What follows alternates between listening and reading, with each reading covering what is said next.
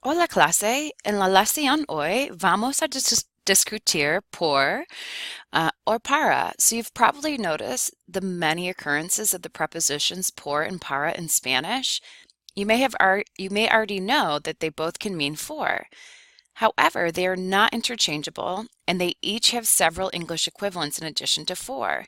Some of the most common and most important uses of each are presented here.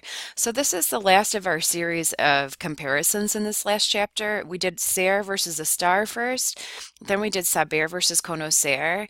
I think out of the three of them, por versus para can be the most challenging, but like anything, like I've said before, the more you practice, the easier it'll get. So if you're looking on your cheat sheet, numero uno says por is used to express in when referring to the periods of the day. Por la mañana, por la tarde, por la noche.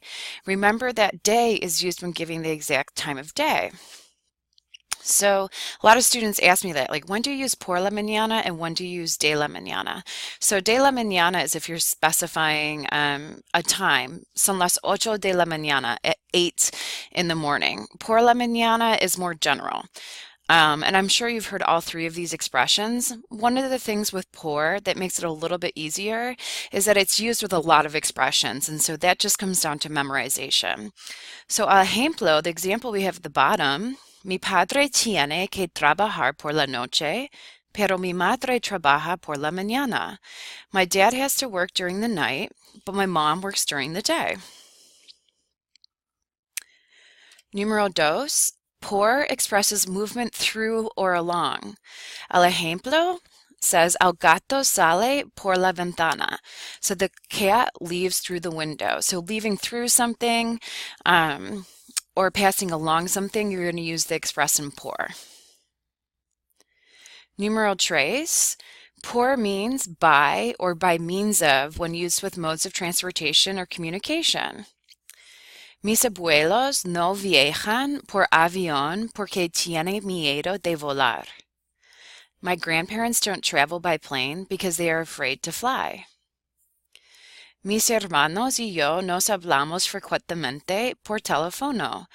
My brothers and I talk frequently by phone. So in the first example, you have por avión. So that could be por avión, por autobús, por coche, by plane, by bus, by car. And the second example is just a mode of communication. So por teléfono, by telephone. So you've probably seen many of these fixed expressions. So like I said before, por is used with a lot of fixed expressions. So it really comes down to memorization. Por ejemplo, for example. Por eso, therefore, that's why. Por favor, please. Por fin, finally.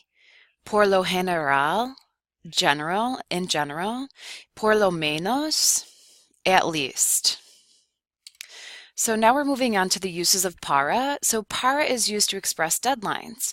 El informe es para el jueves. The report is for Thursday. La tarea es para lunes. The homework is for Monday. Número dos, para is used to express toward or in the direction of. Mañana mis tíos salen para Málaga. Tomorrow my aunt and uncle leave for Málaga. ¿Dónde está Málaga? Málaga está en España.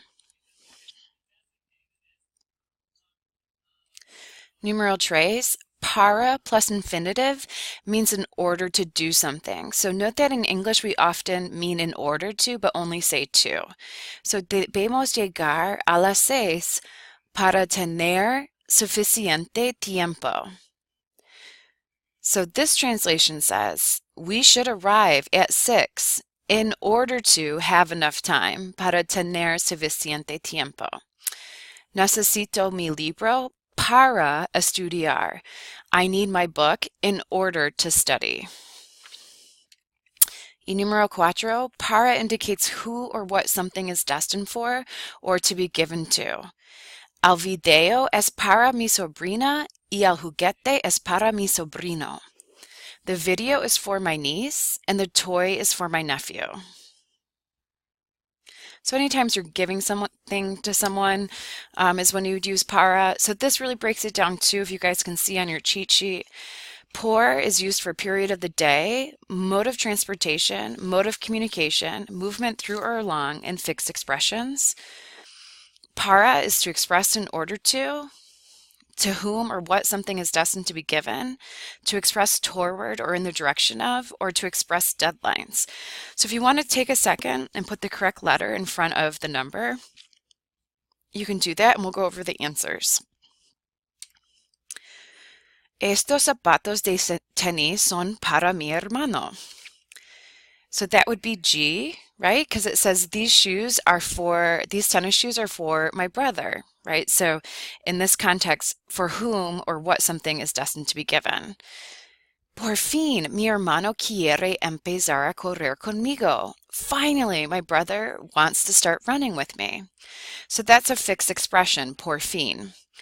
Número 3, mi hermano y yo vamos a hacer ejercicio por las mañanas. Again, it's a fixed expression, por las mañana. Por las mañanas means every morning.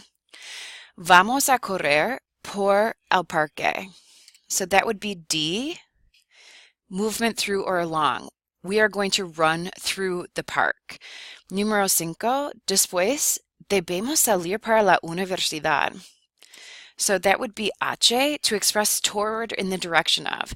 After, we should leave for the university. Número 6. Tenemos que estar listos para las 9 porque tengo clase. So this would be F, to express in order to. We have to be ready in order, we have to be ready at 9 because we have to leave. We have to be ready at 9 in order to leave for class. Número 7. Is B as bay, mode of transportation. En nuestra universidad hay mucho tráfico y es mejor llegar caminando o por autobús. Número 8. Voy a llamar a mi hermano por teléfono. So that would be a mode of communication, letter C. And número 9, vamos al parque para correr y pasear. So we're going to the park in order to run and take a walk. So that's expressing in order to do something. So hopefully this helps you. Again, it comes down to a lot of practice. So, blank favor, pásame una cerveza. Por favor. So here you have a fixed expression. Número 2, los chocolates son para mi hermanastra. The chocolates are for my stepsister. So that has to do with you giving something. So that's why you would use para. Número 3, voy al parque para correr. I'm going to the park in order to run. Or we would say I'm going to the park to run. Fermín, estas vacaciones no solo para ti, son para toda la familia. So these vacations aren't just for you, they're for everybody. So expressing that something is for someone. Okay, so hopefully that will help you with a couple of the ones that you have on your cheat sheet. Like I said, though, if you keep on practicing, it'll eventually come. And even if you make mistakes, someone's probably still going to understand you and be more appreciative that you're trying to speak the language. Okay, hasta luego y que tenga buen día.